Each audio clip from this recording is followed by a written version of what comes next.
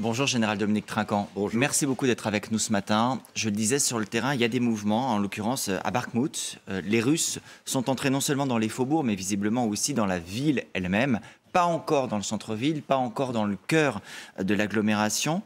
Est-ce qu'on peut, malgré tout, d'ores et déjà dire que la ville va tomber ou il faut rester très prudent? Il faut rester très prudent. C'est naturellement la pointe d'effort de l'armée russe, et plus spécifiquement de Wagner d'ailleurs.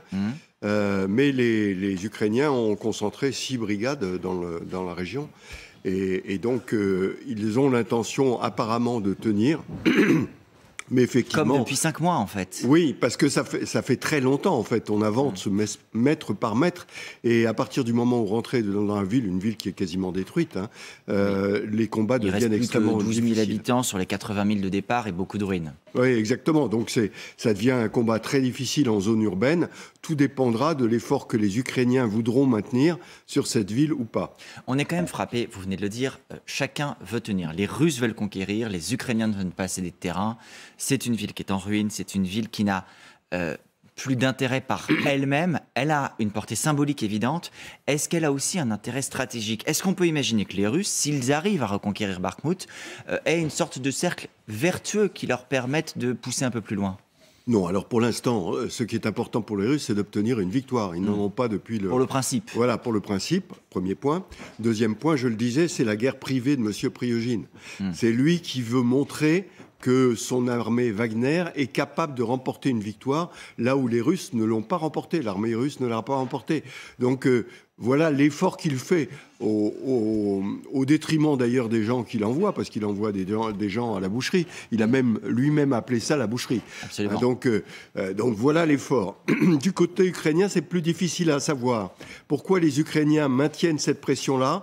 Est-ce que c'est pour que les Russes continuent à concentrer leurs efforts là et que, du coup, ils libèrent d'autres parties qui pourraient être l'objet d'une contre-attaque ukrainienne? C'est possible. Et dans ce cas-là, ils doivent maintenir cette pression pendant un certain temps. D'ailleurs, à quelques kilomètres en fait, de Bakhmout, on a vu un bombardement ukrainien sur Donetsk. Ce sont les autorités séparatistes pro-russes qui l'ont indiqué, mais tout en reconnaissant et en soulignant que c'était le bombardement certainement le plus massif depuis 2014. Est-ce que ça veut dire que les Ukrainiens, eux, peuvent se mettre en situation de reprendre Donetsk?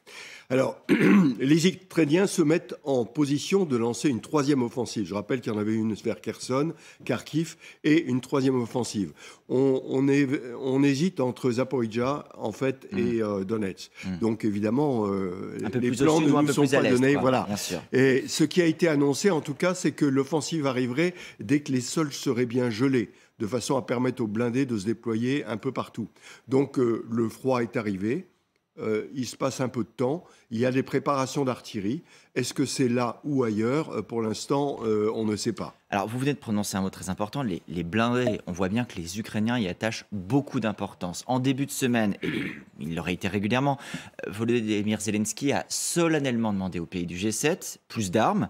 Il fait sa liste, artillerie, canons, obus, missiles à longue portée, on va y revenir. Mais il dit aussi des chars modernes. Et il s'adresse aux Occidentaux. Nous, Français, on a des chars Leclerc, les Américains ont des Abrams, les Allemands ont des Léopards. Bon, qui aujourd'hui pourrait être amené à donner des chars aux Ukrainiens? Et qu'est-ce que ça leur apporterait? Alors, c'est extrêmement difficile pour deux raisons. La première, c'est que lorsqu'il s'est agi de donner des stocks d'armes qui étaient détenus en particulier par les pays de l'Est, qui étaient d'anciens matériels soviétiques, c'était facile, ils n'étaient pas utilisés par les Occidentaux, et en plus, ils étaient d'usage facile pour les Ukrainiens parce qu'ils correspondaient à leur formation. Ils savaient le faire. Ça ne nécessitait pas tant de formation supplémentaire Exactement. Aujourd'hui, c'est beaucoup plus difficile parce que ces matériels ont été donnés, et donc il s'agit de donner, vous le citiez, des Leclerc, des Abrams, des véhicules comme ça. Pour donner simplement le cas des Leclerc, en France, nous en avons 200. Donner ces chars veut dire qu'on déshabille notre armée. Premier point. Mais on a besoin de nos Leclerc aujourd'hui en France? Mais on a besoin parce que nos soldats ont besoin de s'entraîner. Ils ont besoin de se préparer. Je rappelle que pendant que la guerre se déroule en Ukraine, la France se prépare à faire une guerre de haute intensité si les choses venaient à déraper. Et ça, c'est pour la protection de la France et des citoyens français. Donc on a besoin de ces chars pour se préparer. Deuxième point, Il s'agit de refaire une préparation complète. Donc, si vous voulez, dans l'offensive qui se prépare pour le mois qui vient, il serait totalement inutile. En revanche, on comprend que les Ukrainiens aient besoin de ces blindés pour protéger et puis pour avoir des fers de lance. Donc, il s'agit, bien sûr, de rééquiper à partir des matériels dont ils peuvent se servir tout de suite. Alors, je le disais, dans les armements, il y a une très grande palette dans ce qui est demandé par les Ukrainiens. Il y a aussi cette interrogation, ce qui semble se confirmer de jour après jour, les États-Unis qui doivent finalement donner leur feu vert à la livraison à l'Ukraine de batteries de missiles Patriot. On va dire qu'ils ont beaucoup avancé sur ce processus. On n'a pas encore le tampon final, mais on n'en est plus très loin. Il faut quand même rappeler que c'est l'équipement peut-être le plus performant qu'ils ont eux-mêmes en la matière. Jusqu'ici, on avait le sentiment que pour eux, c'était une ligne rouge parce que c'était une ligne rouge pour les Russes. Est-ce que ça veut dire que cette ligne rouge n'existe plus ? Oui, mais alors là, on voit l'évolution étonnante des choses. Les missiles patriotes déployés en Europe de l'Est, je veux parler de la Pologne et de ces pays, c'était une ligne rouge pour les Russes. Il y a plusieurs mois, avant la guerre. C'était le signe que l'OTAN se rapprochait de la Russie.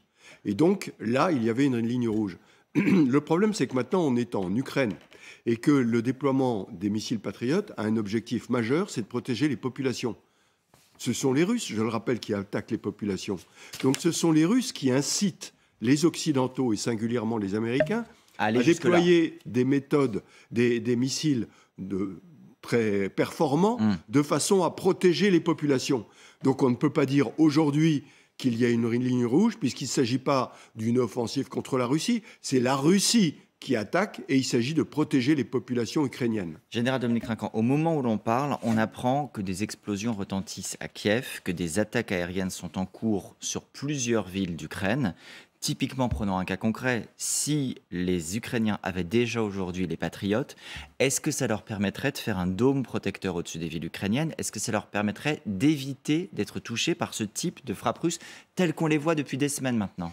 Alors, un dôme à 100%, ça n'existe pas. Même les Israéliens qui ont leur fameux dôme d'acier sur des missiles à beaucoup plus courte portée n'y arrivent pas complètement. Aujourd'hui, les défenses antiaériennes ukrainiennes détruisent à peu près 75% des missiles. Alors, l'arrivée de Patriotes augmentera peut-être ce taux à 85, à 90%, je ne sais pas. Mais il ne faut pas s'imaginer qu'aucun missile ne pourra tomber.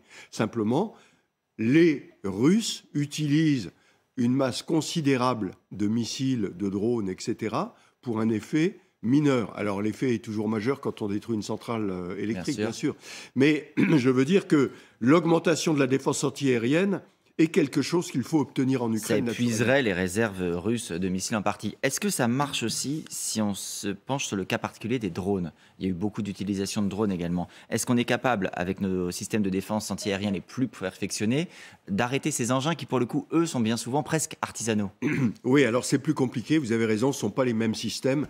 Je voudrais signaler un système qui m'a vraiment sidéré, la façon dont les Ukrainiens arrivent à utiliser des systèmes duo, c'est-à-dire qu'un iPhone, vous prenez le drone avec votre téléphone et automatiquement la défense antiaérienne ukrainienne est connectée et sait où passe le drone.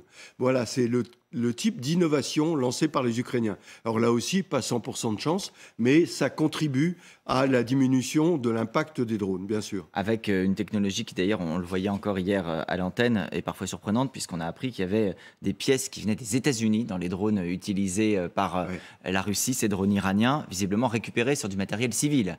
On est vraiment dans une guerre aussi de la bricole, en réalité. On est à la fois dans la guerre de la bricole, et là où il faut se méfier, c'est les trafics qui existent. Malheureusement, les trafiquants d'armes, il y en a un russe qui a été libéré il n'y a pas longtemps par les Américains, mais les trafiquants d'armes savent très bien contourner les barrières qui sont mises en place. Donc il faut beaucoup se méfier et il faut mettre des filtres importants de façon à empêcher l'alimentation par des techniques modernes et qui sont effectivement en dotation dans l'usage civil et qui peut être utilisé de façon militaire. Vous disiez tout à l'heure, les Ukrainiens, ils préparent une nouvelle offensive, enfin contre-offensive. La question, c'est de savoir où. Ils ont aussi la crainte, ou en tout cas, ils disent qu'ils ont la crainte d'une offensive russe qui pourrait intervenir en début d'année, en janvier, en février. Est-ce qu'il y a aujourd'hui des signaux objectifs qui permettent de penser que les Russes s'y préparent ? Est-ce qu'on a des éléments ? Alors le premier signal objectif que nous avons, c'est le retrait de Kherson. C'est-à-dire le fait que le commandant russe du théâtre a décidé de retirer les forces de Kherson pour concentrer ses efforts. Premier point. Deuxième signe, l'installation de défenses importantes un peu partout au nord de la Crimée et dans le Donbass. Le troisième signe, c'est naturellement la mobilisation et la préparation des soldats qui ont été les premiers envoyés au carton, si j'ose dire, très rapidement, mais d'autres sont en train de se préparer. Oui. Et, les et pour le Ukrainiens coup, un peu plus formés. voilà, un peu plus formés, un peu plus équipés. Alors, la Russie a toujours les mêmes faiblesses, mais sur le long terme, elle s'organise. Il faudrait rappeler qu'il y a presque un an maintenant, enfin au mois de février, elle pensait gagner la guerre en 3 jours. Donc elle n'avait pas préparé vraiment la guerre telle qu'elle l'a fait aujourd'hui. Et là, depuis 9 mois, elle a le temps de le préparer, avec tous les défauts de l'armée russe qu'on connaît bien, mais elle a le temps de le préparer. Et on comprend que les Ukrainiens le craignent, et c'est pour ça qu'ils ont intérêt à monter une offensive avant que les Russes ne soient prêts. C'est pour ça que l'offensive est annoncée, ou on ne sait pas, mais dès que le sol sera gelé, c'est probablement, nous sommes à la mi-décembre, probablement dans les premiers jours de janvier, que cette offensive pourrait se dérouler. Mais quand je vous écoute, les Ukrainiens se préparent, les Russes se préparent. Volodymyr Zelensky avait émis l'idée que les troupes russes puissent se retirer d'Ukraine avant la fin de l'année, avec une idée derrière de trêve de Noël et de début de négociation. Le Kremlin, via Dmitri Peskov, a dit « c'est non ». On est en fait à 100% dans une stratégie militaire. On ne voit pas le début de commencement d'une ouverture diplomatique. Pourtant, c'était tout l'enjeu de la semaine. Il y a eu une conférence à Paris, il y a Volodymyr Zelensky qui a proposé un sommet de paix mondial. Aujourd'hui, on n'y est pas.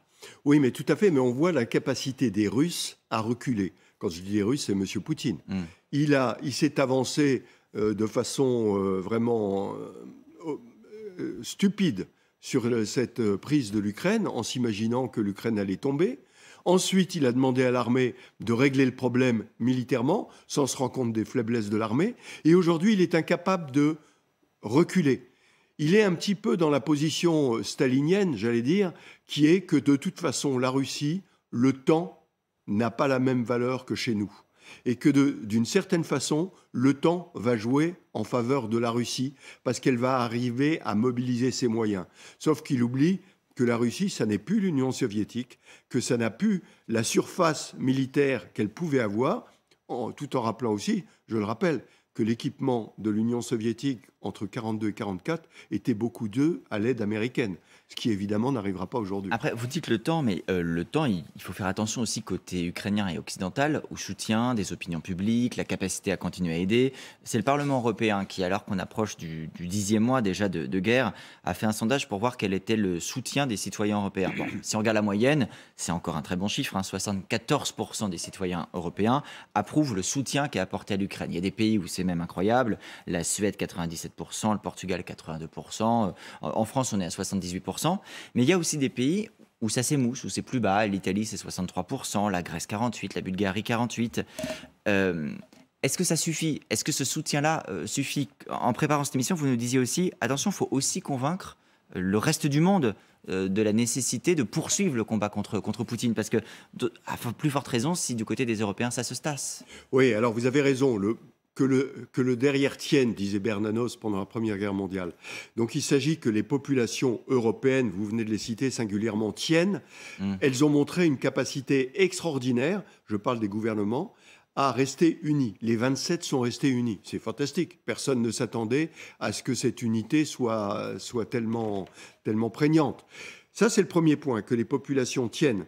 Et là, comme vous le disiez, moi j'arrive de New York, où j'étais aux Nations Unies, et il faut bien se rendre compte que le reste du monde, pour eux, ça n'est pas leur guerre. En particulier en Asie, en Amérique latine. Et ce qu'il faut, c'est arriver à les convaincre que cette guerre, comme l'a dit le président Macron à l'Assemblée générale des Nations Unies, c'est une guerre coloniale. Que ces anciennes colonies, pour beaucoup, les Africains en particulier, ne peuvent pas continuer à appuyer une guerre coloniale. Parce que c'est un argument qui leur parlera davantage. Voilà. Et leur dire que nous, notre choix, c'est pas de leur imposer notre façon de faire, mais c'est de leur montrer que nous leur offrons la liberté de choix que Poutine n'offre pas. Et donc, il y a vraiment de la conviction à apporter là-dedans. C'est pas the West contre the rest, comme on dit en américain, mais au contraire, d'arriver à regrouper. Je note qu'aujourd'hui la diplomatie américaine comme française se déploie en Afrique, se déploie ailleurs pour essayer de convaincre. Et je pense que les échecs de Wagner, en particulier au Mali et en République centrafricaine, vont aussi être un phénomène qui doit guider les Africains en disant c'est un mauvais choix. Et effectivement, les éloignant, si possible, de Wagner et de son influence en Afrique.